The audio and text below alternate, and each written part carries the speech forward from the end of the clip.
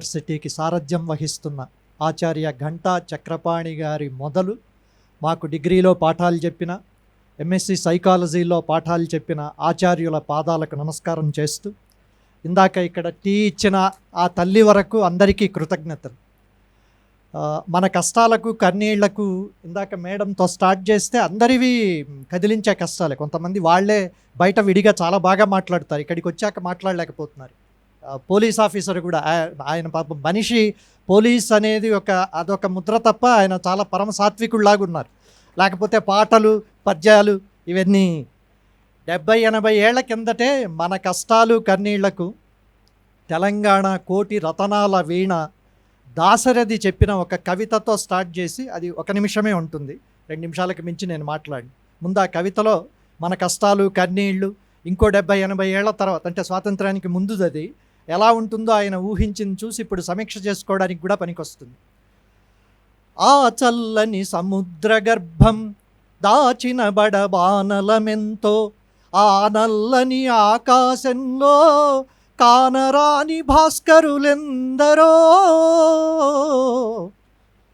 భూగోళం పుట్టుక కోసం రాలిన సురగోళాలెన్నో, ఈ మానవ రూపం కోసం జరిగిన పరిణామాలెన్నో, ఒక రాజును గెలిపించుటలో ఒరిగిన నరకంఠాలెన్నో, శ్రమజీవుల పచ్చి నెత్తురులు తాగని ధనవంతులెందరో, ఆ చల్లని సముద్ర గర్భం దాచిన బడబానలమెంతో.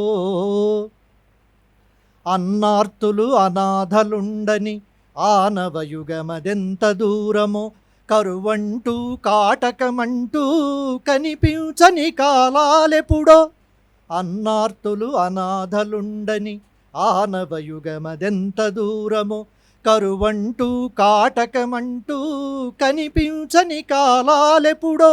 అణగారిన అగ్నిపర్వతం కనిపించిన లావాయంతో, ఆకలితో చచ్చే పేదల శోకంలో కోపం ఎంతో, ఆ చల్లని సముద్ర గర్భం దాచిన బడబానలమెంతో.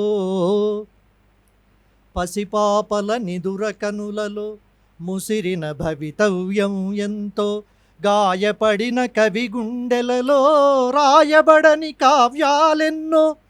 పసిపాపల నిదుర కనులలో ముసిరిన భవితవ్యం ఎంతో, గాయపడిన కవి గుండెలలో రాయబడని కావ్యాలెన్నో.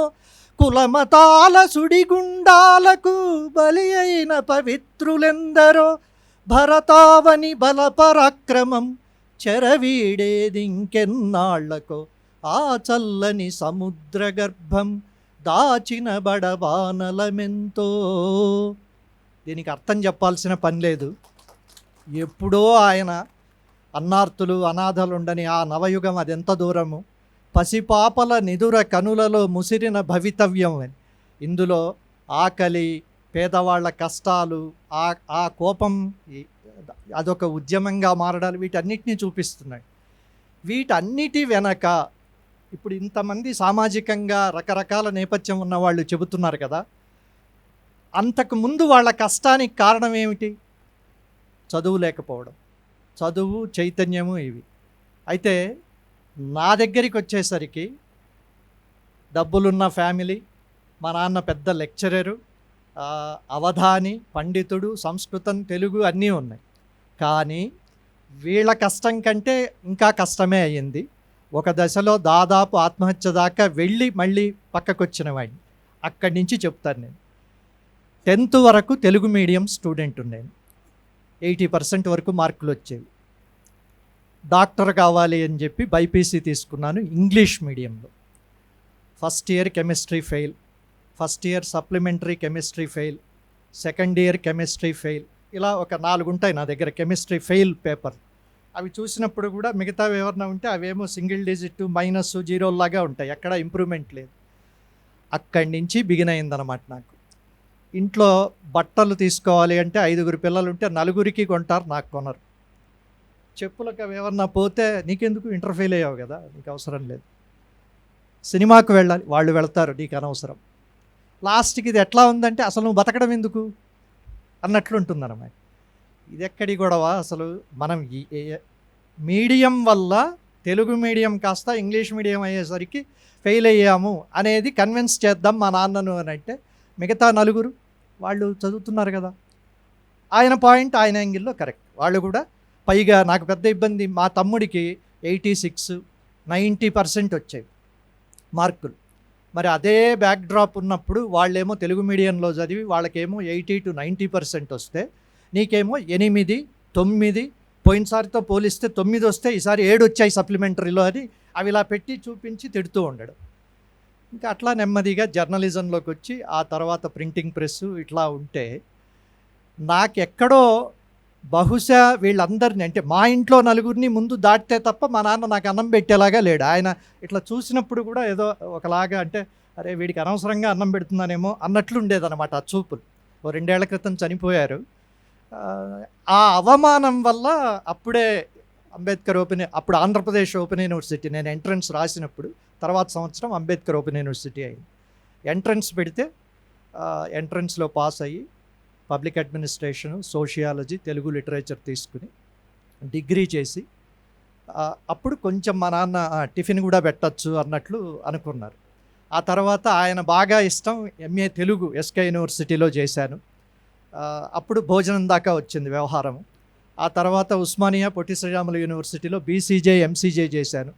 అప్పుడు ఆయన పర్వాలేదు, వీడిని మనము 5 పిల్లల్లో వీడిని కూడా గుర్తించవచ్చు అని అనుకున్నారు. వీటికి తోడు నేను డిగ్రీ చేసిన తర్వాత నా క్లాస్మేట్స్ వాళ్ళు నాకు ఇచ్చిన సపోర్టు, అట్లా ఒక్కొక్కటి చేసుకుంటూ ఎంఏ తెలుగు, ఎంసీజే, ఇదే యూనివర్సిటీలో నేను మా ఆవిడ పెళ్ళయ్యాక ఎంఎస్సి సైకాలజీ కూడా చేశాం. ఇక్కడే ఉన్న రిజిస్ట్రార్ మన ఎల్వి కృష్ణారెడ్డి గారు దానికి చాలా సహాయం చేసి మమ్మల్ని తోశారు. ఒక దశలో వద్దని అనుకున్నా సరే, కాదు మీరు తీసుకోండి అని. బయట యూనివర్సిటీల కంటే ఇక్కడున్న స్టాఫ్ కానీ యూనివర్సిటీ సిద్ధాంతమే వీలైనంత వరకు విద్యార్థులను ప్రోత్సహించడం, ప్రపంచంలో వాళ్ళు ఎక్కడున్నా సరే రాయాలి, ఈసారి కాదు నెక్స్ట్ టైం రాయండి, లేదు తీసుకోండి అసైన్మెంట్లు ఇదో ఆన్లైన్లో వస్తాయి, పీడిఎఫ్లు వాట్సాప్లో కూడా పంపుతున్నారు ఇప్పుడు. సో భక్తి సిద్ధాంతంలో ఒకటి ఉంటుంది, భక్తుడు ఒక అడుగు వేస్తే దేవుడు 1000 అడుగులు మన వైపు వేస్తాడు అని. అంబేద్కర్ ఓపెన్ యూనివర్సిటీ వైపు ఎవరన్నా విద్యార్థులు ఒక అడుగు వేస్తే అంబేద్కర్ ఓపెన్ యూనివర్సిటీ 1000 అడుగులు మన వైపు వేస్తుంది. వీటన్నిటినీ ఉపయోగించుకుని మా నాన్నకు ఆయనకు సంస్కృతం, తెలుగు, విద్వాన్, సాహిత్య శిరోమణి ఒక 6 డిగ్రీలు ఉండేవి ఆయన దగ్గర. పిహెచ్డి ఒక్కటి చేయమని నన్ను అడిగారు. 3 యూనివర్సిటీల్లో పిహెచ్డి రాస్తే సక్సెస్ఫుల్గా ఫెయిల్ అయ్యాను. ఎంబీఏ ఎంట్రన్స్లు 3 సార్లు రాస్తే ఫెయిల్ అయ్యాను.